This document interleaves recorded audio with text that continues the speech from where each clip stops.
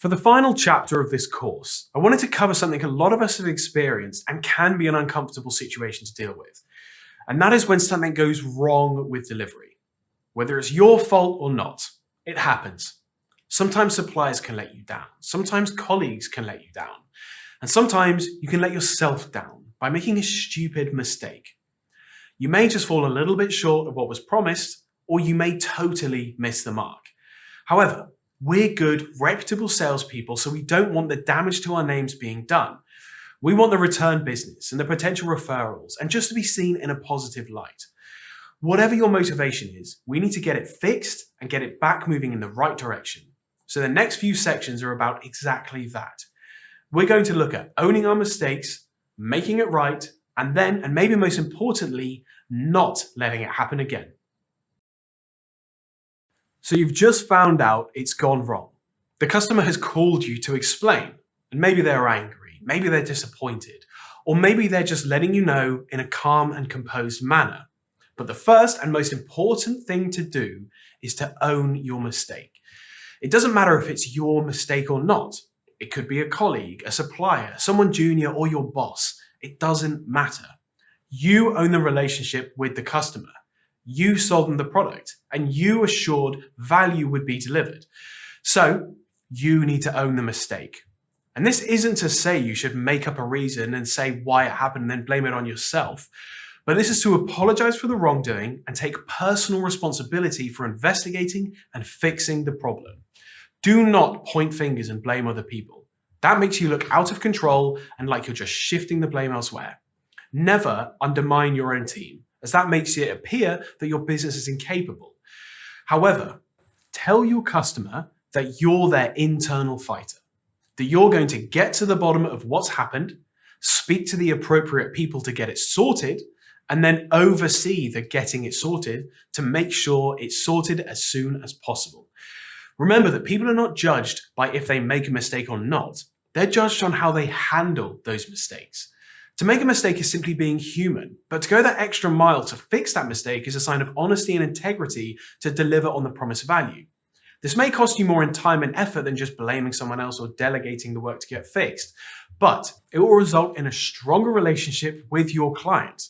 And as a result, return business, referrals, and a positive feeling with your client will all come your way, which can only work in your favor. So we've owned the mistake, and we've taken responsibility for setting it right. Next, we'll look at ensuring it doesn't happen again. But right now, we need to look at making it right. So how do we do that? How do we right the wrong? Aside from actually fixing the problem, is there anything more that we can do? Should we be throwing discounts at our clients? Should we be going to their office and groveling for forgiveness? Or should we do nothing at all? Well, most people go for the first option.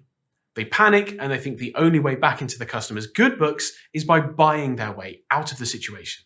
And this can work. It certainly doesn't make things worse, but it doesn't command confidence and respect. Owning your mistake, giving your assurance it will be fixed, and actually fixing it should be enough. Accidents happen, and if it's a one-off, then your customer should understand that.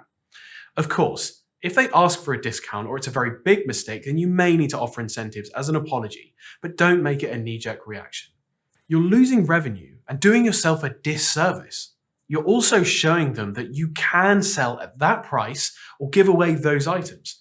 So when you fix the problem, rebuild the relationship, and then they come back to buy again, they'll be expecting that pricing or that free stuff. And now you're always selling too cheap just because of one error. Command respect and simply resolve the issue efficiently and effectively. Then later, reward your customers' confidence and loyalty with a reward after the dust has settled. Give them a one-off discount, buy them a gift, throw them a freebie, take them for lunch, whatever it is. Just say to them, I wanted to thank you for your patience and apologize again for that problem, while giving them that reward.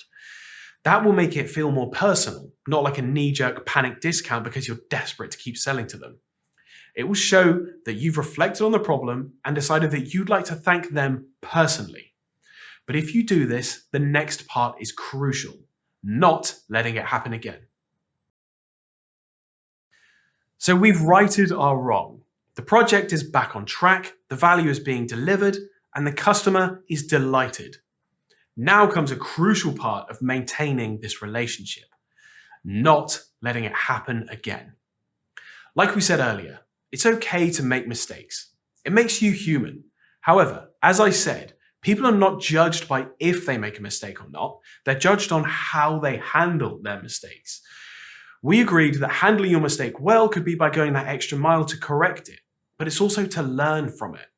If you make the same mistake again, your customer is going to start losing confidence, and your apologies will be less effective because you've done it again. So how can we make sure we don't make the same mistake twice? Well, this is an obvious one, but we need to improve for next time. We need to start by doing the homework and finding what went wrong and where. First thing, we pay attention to why it all went wrong. Was it training? Was it quality? Was it delivery? Why are we having the issue we're having? Next, where along the sales and delivery process did the problem occur? Was it right at the start, or did you fall at the final hurdle?